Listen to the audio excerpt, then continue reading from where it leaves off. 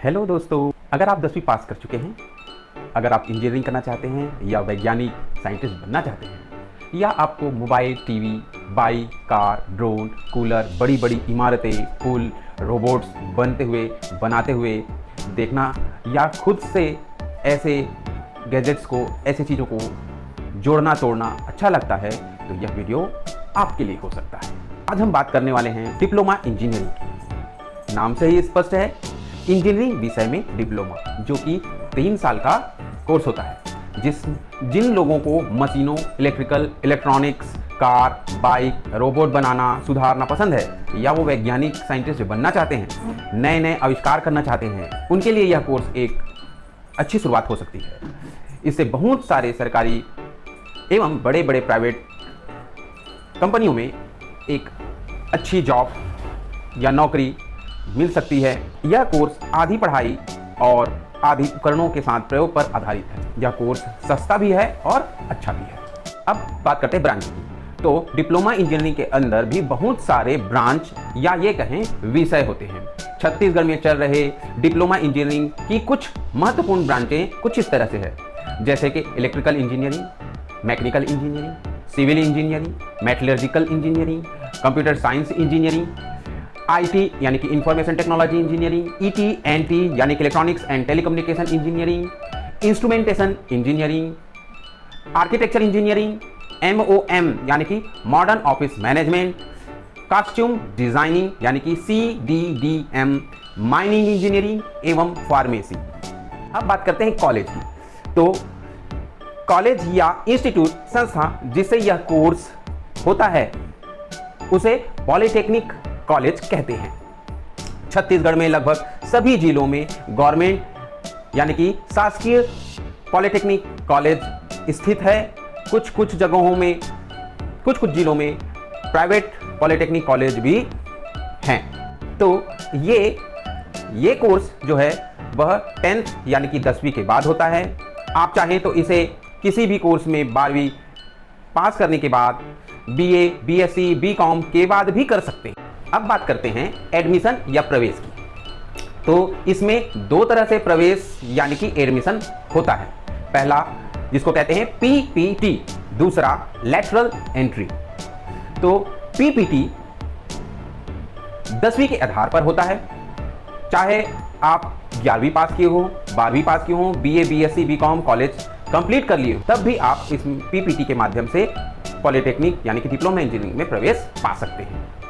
इसमें पीपीटी यानी कि प्री पॉलिटेक्निक टेस्ट एक एग्जाम होता है, जिस एग्जाम को दिलाने के बाद आप अपना प्रवेश पॉलिटेक्निक में ले सकते हैं। दूसरा है लेटरल एंट्री।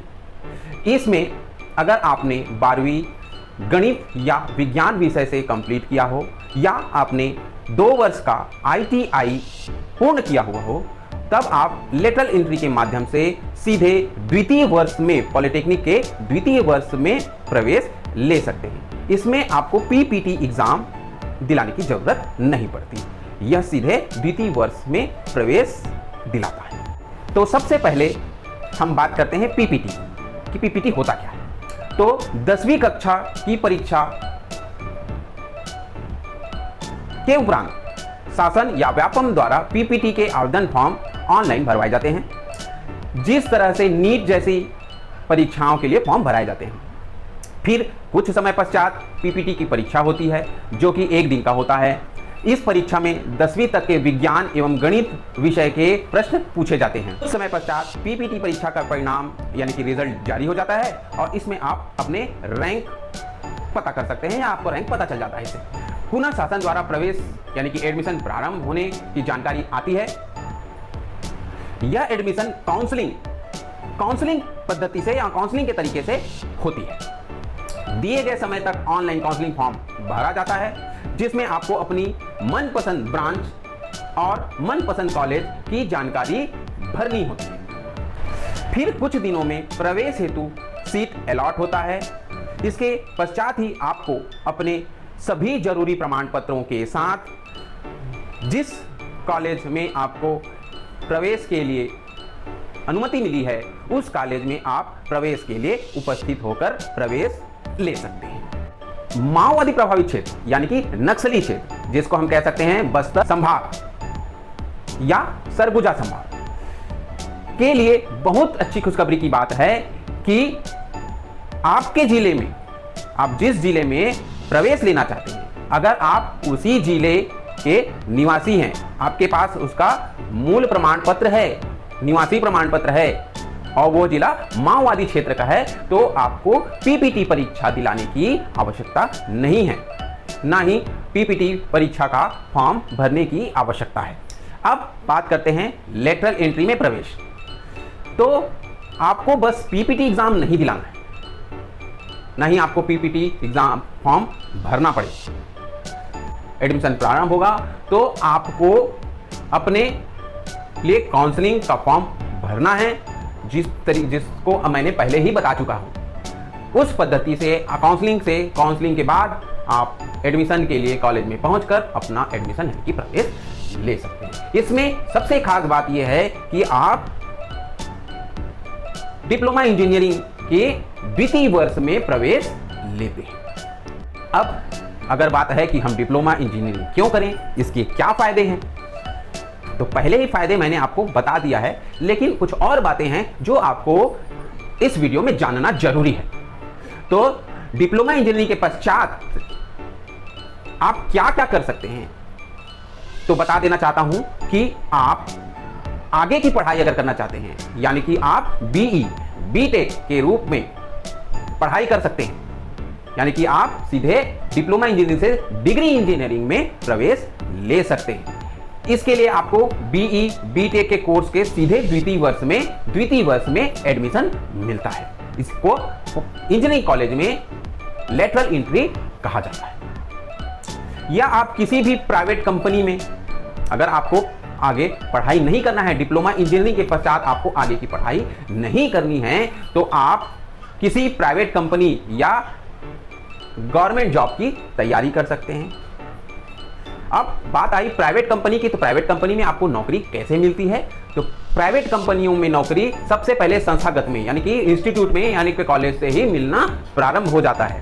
तो कॉलेज में कैसे आपको नौकरी मिलना शुरू हो जाएगा, तो इसको कहते हैं कैंपस सिलेक्शन। बड़ी बड़ी कंपनियों को कॉलेज खुद अपनी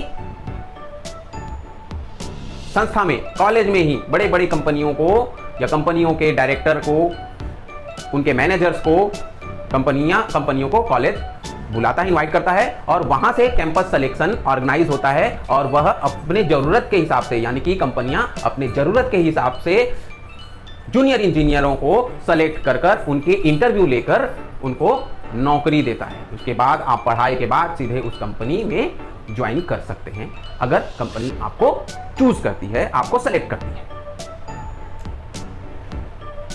इसके अलावा आप अपने अच्छे इंजीनियरिंग और टेक्निकल स्किल या कौशल के माध्यम से के द्वारा आप अपने खुद का व्यापार, खुद का काम भी प्रारंभ कर सकते हैं।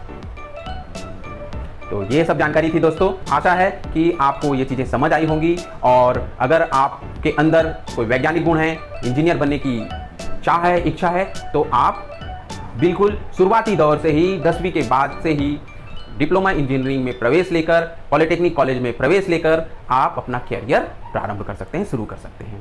तो ये था दोस्तों। थैंक यू, धन्यवाद।